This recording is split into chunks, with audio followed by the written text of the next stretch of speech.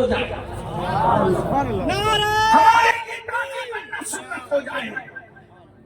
حلیمہ کی بکریاں کیوں جنگل میں لے جا رہے ہیں؟ تاکہ یہ بھی کام ہمارے لیے سنت ہو جائے۔ اپنی نالین کیوں درست میں کرنے کے لیے یہ بھی ہمارے لیے سنت ہو جائے۔ یہ جو کھیل کود میں مبتلا ہو اور ترقی کا نہیں سوچتے، آج کل کے نوجوان لڑکے کماتے ہیں تو بہن برتن جھاڑو کرنے پڑوسی کے یہاں جاتی، اور جو برتن جھاڑو کرنے پڑوسی کے یہاں جاتے ہیں اس کی حیثیت کیا ہوتی ہے مجھے بتانے کی ضرورت نہیں۔ جو باپ کی نظر سے برتن جھاڑو کرنے والوں کو دیکھا جاتا ہے وہ مجھے بتانا، ہر آدمی ایسا نہیں ہوتا لیکن اکثریت کا حال ہے۔ بھائیوں، جو اپنی سالیوں کو باپ کی نظر سے دیکھتے ہیں وہ برتن جھاڑو والی کو کس نظر سے دیکھتے ہیں؟ آپ کیا سمجھ رہے ہیں؟ حالات بہت بگڑ چکے ہیں۔ صرف جلسہ آ کر کے سن کے جا کر کے حالات نہیں بدلے گے۔ درد بھری باتیں کر کے، درد بھری باتیں سن کے صرف ہوا کر کے کچھ نہیں ہونے والا ہے۔ میدان میں عمل میں قدم رکھنا پڑے گا۔ تاجر بنو، مالدار بنو، کمانے کی کوشش کرو، اور سنو، اپنی بہن، اپنی ماں، اپنی بیوی، اپنی بیٹی کی آبرو کی محافظ تم ہو۔ اور جو لڑکا، جو مرد اپنی بیوی کی، اپنی ماں، اپنی بہن اور اپنی بیٹی کی عزت کو تحفظ نہ دے سکے وہ مرد نہیں ہے۔ اس سے بڑا کمصرف اور نامرد دنیا میں پیدا نہیں ہوا جو اپنی بہن کی آبرو نہ بچا سکے۔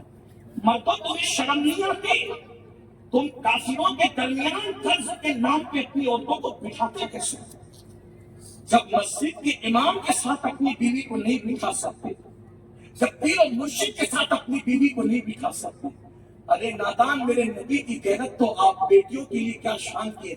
فرمایا مریم جیسی پاکیزہ عورت ہو اور زکریا جیسا مرد، مریم جیسی پاکیزہ عورت، مریم جیسی پاکیزہ عورت اور زکریا جیسا مقدس مرد، اور اگر وہ تنہا ایک دوسرے کے ساتھ رہنا چاہیں تو میں دونوں کو تنہا بیٹھنے کی اجازت نہیں دیتا۔ اتنے پارسا عورت کو اتنے پارسا مرد کے ساتھ، بلکہ دوسرے الفاظ میں کہنے اب کوئی معصوم تو ہو نہیں سکتا، لیکن حضور نے کہا تو مثال دے رہا ہوں، محفوظ عورت اور معصوم مرد ہو اور قرآن پڑھانے کی بات ہو تو بھی اجازت نہیں دی جائے۔ اور یہاں ان لوگوں کے پاس بٹھا لو، غیرت کہاں ہے؟ پیسے ہی سب کچھ ہو گئے۔ اور عورتوں کی غیرت کہاں گئی؟ عورتوں کی ہے۔ اگر یہاں عورتیں ہیں تو میں ان سے گزارش کرتا ہوں، اگر شاید نہیں ہے بلایا ہوتا تو میں جب میرا پیغام اللہ کے ان تک پہنچے، میں خواتین سے کہتا ہوں بھوکے مر جانا گوارا کرو، لیکن کبھی ان ایسے لوگوں کے ساتھ قرض کے سودے کے لیے تیار نہ ہو، اس لیے کہ کوئی ضروری نہیں ہے کہ پیٹ خالی ہی مرتے، بھوکے ہی مرتے کوئی ضروری نہیں ہے، لوگ ٹکانے لے لے کر زیادہ کھا کے بھی مرتے ہیں۔ اقبال نے کہا تھا اے طاہر لاہو کی اس رزق سے موت اچھی، جس رزق سے آتی ہو پرواز میں کوتاہی۔ بدلنا ہوگا، تبدیل کرنا ہوگا، اور یہ تو ہزاروں لوگ ہیں، چند مٹھی میں لوگ بھی اگر سمجھ جائے تو انقلاب آئے گا۔ عہد کرو، ہم دولت اور مال پر محنت کریں گے، غریبوں کو اوپر اٹھائیں گے، ماں باپ کی خدمت کریں گے، بہن کی خدمت کریں گے، بھائیوں کی خدمت کریں گے، پڑوسیوں کی خدمت کریں گے، اپنے اماموں کی خدمت کریں گے۔ تو میں بات سمیٹتے ہوئے عرض کرتا ہوں، وقت بھی ہو گیا۔ اللہ کے سچے رسول صادق و مصدوق صلی اللہ علیہ وسلم فرماتے ہیں، میں اللہ سے عرض کروں گا مولا مجھے ان کے ماں باپ کو بتا وہ کہاں ہیں، میں بات کرتا ہوں اس سے، میں بات کر، اللہ فرمائے گا وہ جنت میں فلاں فلاں مقام پر ہے، فلاں فلاں فلاں۔ حضور فرماتے ہیں میں ان کے پاس جاؤں گا، دیکھو حضور، اور حضور کہتے ہیں میں جا کے کہوں گا دیکھو تمہارے بیٹے، تمہاری بیٹیاں فلاں فلاں جہنم کے عذاب میں ہیں۔ وہ کہیں گے حضور انہیں مرنے دو، جلنے دو، عذاب اٹھانے دو، کیونکہ وہ کھاتے تھے ہم بھوکے رہتے تھے، وہ ایک سے کپڑے پہنتے تھے ہم پیون والے کپڑے پہنتے تھے، وہ سب پر خرچہ کرتے تھے ہم پہ نہیں کرتے تھے، آج مرنے دو، جلنے دو، جہنم کا عذاب انہیں برداشت کرنے دو، حضور ان کا جو ہو۔ آقا فرماتے ہیں میں ان کو کہوں گا تم نے ان کو دیکھا نہیں ہے نا، اس لیے تم ایسی بات کر رہے ہو، میرے ساتھ چلو، اور ایک بار جہنم کا مشاہدہ کر کے ان کا عذاب دیکھ لو تو تمہیں پتا چلے گا کہ تمہاری اولاد کس حالت میں ہے۔ آقا فرماتے ہیں ان کے ماں باپ کو میں لے کر چلوں گا اور اللہ سے کہوں گا مولا جہنم کے داروں کا مالک کو حکم دے کہ وہ دروازہ کھولے اور مشاہدہ کرائے۔ اللہ فرمائے گا پیارے وہ تو تیرا موتی ہے، وہ تو تیرا فرما بردار ہے، آپ جو کہیں گے وہ سنے گا۔ آقا فرماتے میں مالک کو کہوں گا جہنم کا مشاہدہ کرا، تو جیسے وہ جہنم کا مشاہدہ کرائے گا تو جو ماں باپ کے نافرمان ہیں وہ جہنم کی آگ میں آگ کے درختوں پر الٹے لٹکے ہوں گے۔ جہنم کی آگ میں آگ کے درختوں پر الٹے لٹکے ہوں گے۔ کچھ لوگ ایسے ہوں گے اللہ اکبر جن کو جہنم کے فرشتے اللہ اکبر ان کی پنڈلیوں پر جہنم کے ہتھوڑے مار رہے ہوں گے، ان کے بھیجے جہنم کے اندر کھول رہے ہوں گے، ان کی ہڈیاں جہنم میں جل رہی ہوگی اور ان کو جہنمیوں کا پیپ پلایا جا رہا ہوگا۔ یہ ساری کیفیتیں ان کی ہوگی جو بھی جہنم کی کیفیت بیان کی گئی یہ کیفیت ہوگی۔ ماں باپ دیکھ کر آخر ماں باپ تو ماں باپ ہے، وہ ماں باپ کہیں گے آقا انہیں بچا لیجیے، یہ دیکھا نہیں جاتا انہیں بچا لیجیے۔ میرے آقا کہیں گے مولا کیا اب انہیں معاف نہیں کیا جا سکتا؟ اللہ فرمائے گا محبوب اگر ان کے ماں باپ معاف کر دیں تو میں معاف کروں گا، اگر ماں باپ معاف نہیں کریں گے تو میں بھی معاف نہیں کروں گا۔ آقا فرماتے ہیں ان کے ماں باپ ان کو معاف کریں گے پھر اللہ ان کو معاف کرے۔ یہ ماں باپ کے حقوق ہیں۔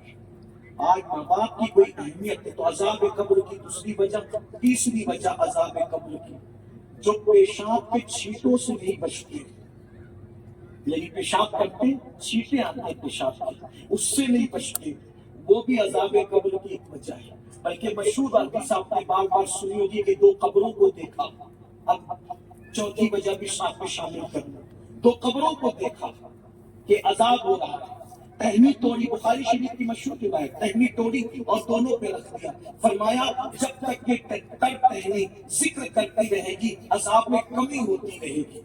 اس سے ہم نے پھول ڈالنے کا جواز نکالا، بالکل صحیح، لیکن دوسری چیز پہ غور نہیں کی۔ آقا فرماتے دونوں پر عذاب ہو رہا تھا اور عذاب کس بنیاد پہ ہو رہا تھا؟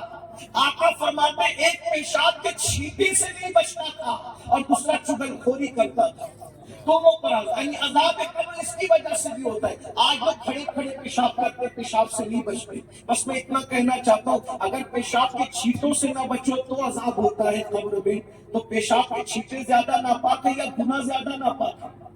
جو پیشاب کے چھینٹے سے نہ بچے اس پہ عذاب ہو رہا ہے، جو گناہ سے نہ بچے اس کا کیا ہوگا؟ ذرا غور کیجئے۔ اور پھر چگلی اس کو کہتے ہیں، ادھر کی بات ادھر کرنا، ادھر کی بات ادھر کرنا، چگلی کہلاتا ہے۔ آج کل 90% جھگڑے ختم ہو سکتے ہیں اگر چگلی ختم ہو جائے۔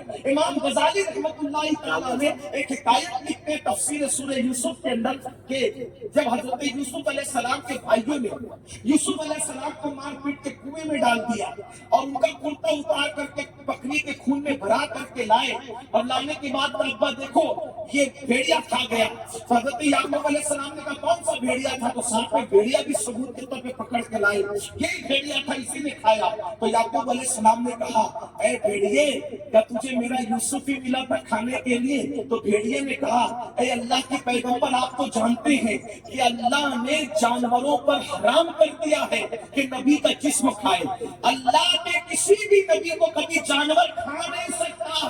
پتا چلا جانور کو بھی عظمت نبی معلوم کر دی جاتی ہے کہ نبی کو نہیں کھانا سب کو کھانا، یعنی جانور کو بھی پتا ہوتا ہے عام بشر الگ ہے، خدا کا نبی الگ ہے، جانور کو بھی پتا ہوتا ہے۔ اللہ اکبر۔ تو کیا کہا میں آپ کے بیٹے کو نہیں کھا سکتا کیونکہ وہ اللہ کا نبی ہے، یوسف صدیق ہے، میں نے اس کو نہیں کھایا۔ تو پھر یعقوب علیہ السلام نے پوچھا پھر کیا ہوا وہ بتا؟ کہا جو ہوا سب میری آنکھوں کے سامنے ہوا، بتا کیا ہوا؟ بتاؤ گا نہیں، کیوں؟ اب بتانا چگلی ہے، میں بھیڑیا ہوں لیکن چگل خور نہیں، میں چگلی نہیں کروں گا۔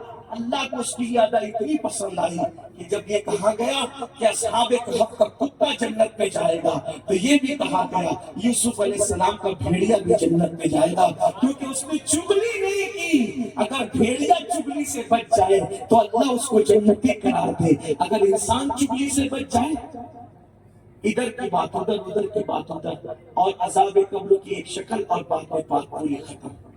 ایک اور چیز ہے جو انسان کو عذاب قبر میں مبتلا کرتی ہے، وہ ہے امانت میں خیانت۔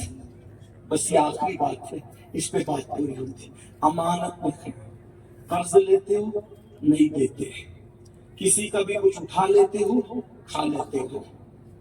ایک بات بتاؤں، عیسیٰ علیہ السلام نے ایک مردے کو زندہ کیا، تو مردہ زندہ ہوا، کہا کہ قیامت آ گئی؟ کہا نہیں، ابھی قیامت نہیں، ہم نے مردہ زندہ کیا۔ اور کیا حال ہے؟ کہا صدیوں ہو گئے مجھے مرے ہوئے، ابھی تک بخشش نہیں دی۔ ذرا دھیان سے سن، دل کی بات، صدیوں ہو گئے مرے ہوئے، ابھی میری بخشش کو آپ نے بہت آسان سمجھا۔ آپ تو ہم یہ سمجھتے ہیں ادھر مرے ادھر جنت میں گئے۔ میرے بھائی اتنا آسان نہیں، نہ جنت اتنی آسان ہے جتنا آپ نے سمجھ رکھا ہے، اور نہ اتنی مشکل ہے جو دوسروں نے سمجھ رکھا ہے۔ نہ مشکل ہے نہ آسان ہے، بات سمجھو۔ عیسیٰ علیہ السلام سے وہ بندہ کہتا ہے صدیوں بیت گئے، میری بخشش نہیں ہوئی۔ کیوں بخشش نہیں ہوئی؟ کہا میں بہت متقی تھا، بڑا پرہیزگار تھا، بڑا نیک تھا، عابد و زاہد تھا۔ کہا پھر کیوں نہیں ہوئی؟ کہا حضرت میں کلی تھا، کلی سمجھتے ہیں جو لوگوں کا بوجھ اٹھاتا ہے، وہ کلی تھا۔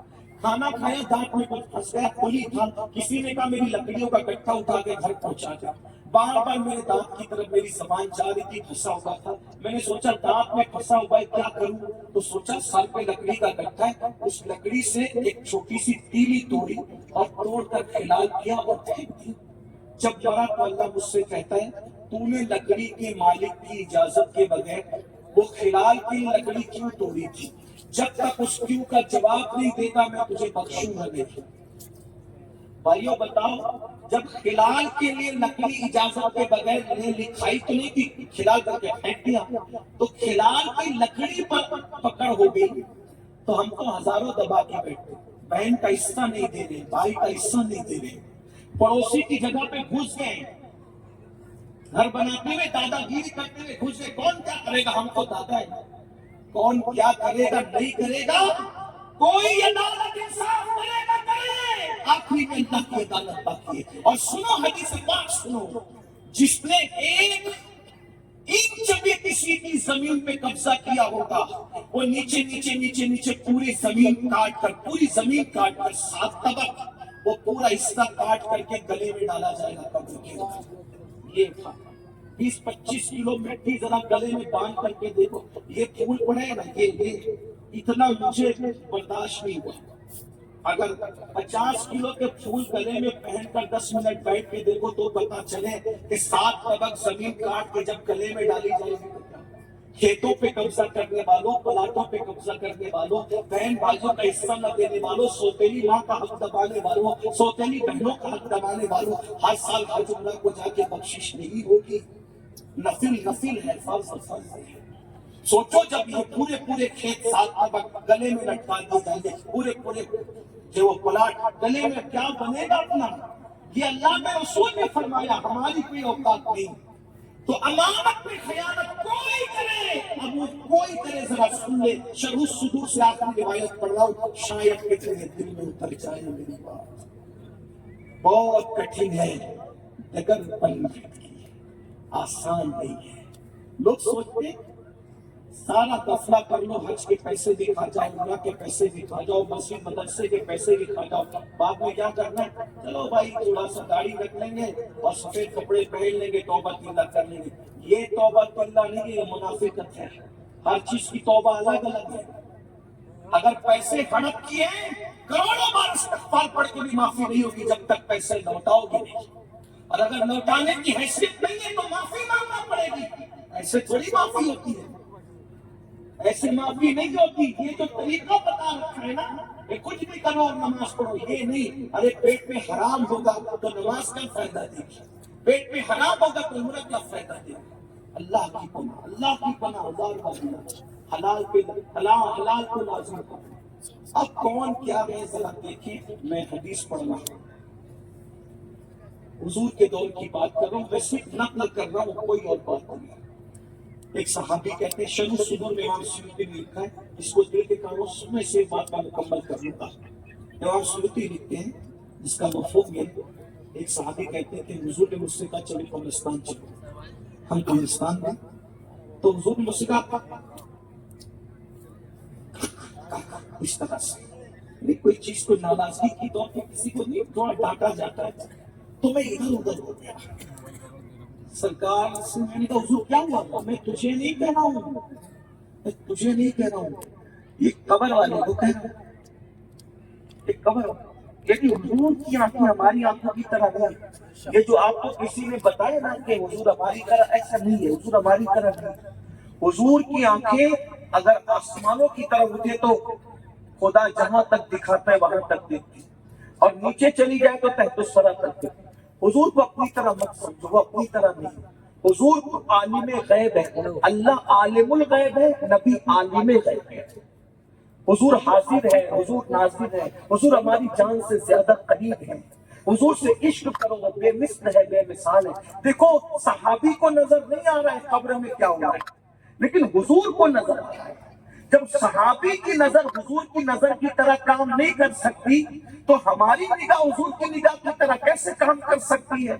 इसलिए हुजूर को कभी अपनी तरह नहीं कहना। हुजूर से इश्क करना इसी में निजात है, आका से मोहब्बत करना इसी में निजात है। तो सरकार ने क्या फरमाया? तुमको नहीं कह रहा हूँ, ये जो कब्र में सो रहा है इसको कह रहा हूँ। हुजूर इसको क्या फरमाया?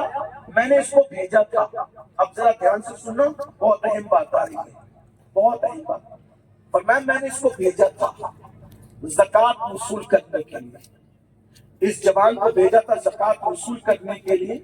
इसने वसूल किया, और वसूल करने के बाद एक ज़िरा आई थी, वो मेरी इजाजत के बगैर वो ज़िरा इसने निकाल ली। तो इसने ज़िरा निकाल ली, तो अब मैं देख रहा हूं कि इसकी कब्र में वो ज़िरा को आग की बनाकर उसको पहना दी गई है। उस मंजर को मैं देख रहा हूं। गौर कीजिए, ये रसूलुल्लाह के दौर का जवान है, जिसने अमानत में खयानत की, तो अल्लाह तबारक व तआला ने उस जवान को जिसने ज़िरा निकाली थी, वो ज़िरा आग की बनाकर कब्र में पहनाई। भाइयों, क्या क्या चीजें चुराते हैं लोग, किन किन चीजों को हड़प करते हैं। कब्र का ख्याल करो। और ये जो बातें सुनी है, आज से पहले जो कुछ हुआ, अल्लाह की बारगाह में तौबा करो, बदलो। देखो दुनिया कुछ कहे, दुनिया कहीं जाए, हम अपनी आखिरत की फिक्र करें। आखिरत हमेशा के लिए है, दुनिया खत्म होने वाली है। रब को मनाओ, रब को राजी करो। सबको राजी करना मुश्किल है, सबसे आसान रब को राजी करना है। अपने अल्लाह को राजी करो, अपने रब को राजी करो, तौबा करो, इस्तिग़फ़ार करो। अल्लाह का वादा है, जो तौबा कर लेता है गुनाह से ऐसे पाक हो जाता है जैसे अभी अपनी मां के पेट से पैदा हुआ। इसलिए सच्ची तौबा और इस्तिग़फ़ार करो। और आपको ये पैगाम दिया जाता है, एजुकेशन पे मेहनत करो, तालीम के तकरीबन हर तकरीर के एंड में पूरे हिंदुस्तान में ये कह रहा हूँ। देखो थोड़ा हलचल रोक ले, जब सभी बात में सब इंतजाम हो जाएगा, थोड़ा सुनने सुनाने के लिए बुलाया तो थोड़ा सुन। बैठ जाओ बाबा, बैठ जाओ भाई, बैठ जाओ। अरे आपको क्या खाना मेरे भाई, सुन लो, तवज्जो फरमा। पूरे मुल्क हिंदुस्तान में मैं हर तकरीर के एंड में लोगों को बात दे रहा हूँ कि मुल्क के हालात, दुनिया के हालात कैसे ही हो, हमें 3 चीजों पे मेहनत करनी है। ये सबको याद होना चाहिए। मैं हर जगह बरसों से कह रहा हूँ। नंबर 1, तालीम पे मेहनत करो, अपने बच्चों को खूब पढ़ाओ। देखो दुनिया किधर जा रही जाने दो। लोग, एक शख्स ने मुझे कहा हम अपने बच्चों के हाथ में तलवार दे रहे हैं। मैंने कहा तो तुम जानो, हम अपने मुसलमानों से कहेंगे वो तलवार दे रहे हैं, उन्हें देने दो। हम अपने बच्चों के हाथ में तलवार नहीं देंगे, हम अपने बच्चों के हाथ में कलम देंगे। हमारे नबी कलम लेकर आए थे, नून वल कलम। हमें अपने बच्चों के हाथ में इस वक्त कलम की जरूरत है। किसी बच्चे को अनपढ़ मत रहने दो, पढ़ाओ लिखाओ, अपने खुद के बच्चों को ही पढ़ाओ। ये जो कहते हो नौकरी नहीं मिलती, मैं फिर जिन्होंने मुझे सुना है उनको फिर सुना रहा हूं। تاکہ یہ آپ کے دماغ میں بیٹھ جائے. بار بار سناؤں گا اس وقت تک جب تک اس ہندوستان کے مسلمانوں کو اونچی ڈگریوں پہ نہیں دیکھوں گا. میں بار بار ریپیٹ کروں گا اور آپ کو احساس دلاتے رہیں گے ہم, کیونکہ ہمارا آپ کا رشتہ یہ سطحی رشتہ نہیں ہے, ہمارا آپ کا ایمانی رشتہ ہے. خون کے رشتے قبر میں ٹوٹ جائیں گے, ایمان کا رشتہ باقی رہے گا. تو تمہارا ہمارا باقی رہنے والا رشتہ ہے, ہماری ذمہ داری ہے. آپ اپنے بچوں کو, بہنوں کو کہتا ہوں پڑھاؤ, بھوکے رہنا پڑے بھوکے رہو, چند کپڑے کم سلانا پڑے کم سلاؤ, کوئی پیٹ کاٹنا پڑے, جتنی تکلیف اٹھانا پڑے اٹھاؤ. ایک بچے کو پڑھانے کے لیے 10 سال چاہیے, 10 سال محنت کرو, 10 سال تک اپنے بچوں کو پڑھاؤ. نوکری نہیں ملتی, ہم نوکری کے لیے نہیں پڑھاتے, ہم اپنے بچے کو اچھا انسان بنانے کے لیے پڑھاتے ہیں. اب بچوں کو پڑھاؤ, بچیوں کو پڑھاؤ, لیکن دین کے سانچے میں رکھ کر کے, دین کے ماحول میں رکھ کر کے پڑھاؤ. ایک بات. دوسری بات, تعلیم پہ محنت کرو, دولت پہ محنت کرو. کوئی مسلمان ٹارگیٹ کرو سب 10 سال میں, 2024 چل رہا ہے, 2034 تک ہم سب کو مالدار بننا ہے حلال ذریعے سے. وجہ غربت کبھی کبھی کفر تک لے جاتی ہے, یہ بات یاد رکھنا. یہ جو آپ کو پڑھایا گیا نا کہ ہمارے نبی غریب تھے, استغفر اللہ, ہمارے نبی کبھی غریب نہیں تھے. حالات آتے رہتے ہیں, حالات کا اتار چڑھاؤ ہوتا رہتا ہے. حضور کا پورا خاندان مالدار. میں نے کئی جگہ اس کو بیان کیا, ابھی یہاں اس کا ٹائم نہیں ہے, لیکن صرف اتنا یاد رکھنا, جب رسول اللہ کے والد کا حضور کی والدہ سے نکاح ہوا تھا تو اللہ کے رسول کے دادا حضرت عبد المطلب نے ولیمہ کیا تھا. مکے میں نہیں, مینا میں ولیمہ کیا تھا. مینا میں کیوں ولیمہ کیا تھا؟ مکے میں ولیمہ کیوں نہیں کیا, مینا میں کیوں کیا؟ آسانی سے سمجھ میں آئے گا. تم نے محلے میں جلسہ کیوں نہیں کیا, میدان میں جلسہ کیوں کیا؟ کیوں؟ تمہیں پتا تھا کہ 150 نہیں آئیں گے, ہزاروں آئیں گے, اس لیے میدان چنا. اسی لیے حضور کے والد, حضور کے دادا نے محلے میں ولیمہ نہیں کیا, کیونکہ 150 نہیں آنے والے تھے. میدان میں, میدان میں حضور کے والد اور والدہ کا ولیمہ کیا گیا تاکہ ہزاروں کی دعوت کی جا سکے. غریب لوگ کریں گے, غریب لوگ نہیں, حضور کا پورا خاندان مالدار, پورا خاندان. اس لیے مالدار بنو. نوجوانوں ٹارگیٹ کرو, ہمیں مالدار بنو. ہمارے امام اعظم مالدار تھے, ہمارے غوث اعظم مالدار تھے. اس حضرت محبوب الہی کا اس وقت لنگر کا خرچہ 200 تھا, لنگر کا 200. جب اکنی میں لوگ محل خریدتے تھے, جب 800 سال پہلے کی بات کر رہا ہوں, ذرا غور تو کریں نا, ذرا غور کریں. اکنی کی اہمیت تھی تب 200 روپیہ جو ہے وہ, یہ 200 تو حساب سے میں بتا رہا ہوں, اس وقت تو روپیے نہیں تھے, لیکن 200 روپیہ اس وقت لنگر کا خرچہ تھا اس وقت. غور کیجیے. اور محبوب الہی کے گھوڑوں کی گردن میں جو زنجیریں تھی وہ چاندی کی تھی اور کھوٹیاں زمین میں سونے کی تھی. یہ اس صوفی کی, لوگ صوفی تو غریب ہوتے, میں نے کہا محبوب الہی سے بڑا صوفی لا کے بتا. کہتے جو کپڑے قیمتی پہنو, اسلام میں سادگی. میں نے کہا محبوب الہی کے پاس کیا تھا وہ بتا. بادشاہ نے کی کہا نظام الدین سے ملیں گے, کہا خانقاہ کے 2 دروازے, ایک سے تو آئے گا, دوسرے سے نکل کے چلا جاؤں گا, مجھے بادشاہ کی ضرورت نہیں. کہا اچھا ٹھیک ہے, خانقاہ میں نہیں آنے دیتے, کم سے کم کچھ تو دکھائے اپنا. تو امیر خسرو سرکار سے کہا لے جا کے میرا استبل بتا دے. جب استبل بتانے لے گئے خسرو تو بادشاہ نے کہا واہ تیرا پیر تو بڑا دنیا دار نکلا. کہا وہ کیسے؟ کہا ہم نے گھوڑوں کی گردن میں چاندی نہیں ڈالی, میرے پیر نے ڈال دیا. ہم نے کھوٹیاں سونے کی نہیں بنائی, میرے پیر نے بنا دیا. خسرو نے کہا تو مسکرا کے کہتے اس سے کہنا تجھ میں ہم میں فرق یہی ہے, جس کی جگہ جہاں تھی ہم نے اس کو وہاں جگہ ادا کر دی. تو نے سونے چاندی کو دل میں جگہ دی اور ہم نے سونے چاندی کو گھوڑوں کی گردن میں اور زمین میں.